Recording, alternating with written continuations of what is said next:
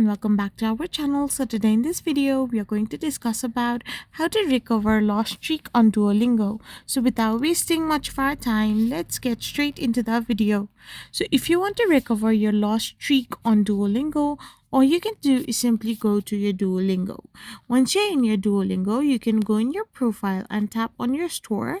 So once you're in the store section of Duolingo, you can simply find the option where you can simply pay with your gems and you can purchase like different kind of sections. So here, if you simply scroll down, you can even find a streak repair section once you have lost your streak.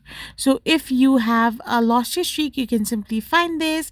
Now you can pay with gems to get it in app, and if there is no prompt that appears, you need to complete a lesson to trigger it, or you can even contact to Duolingo support via their website.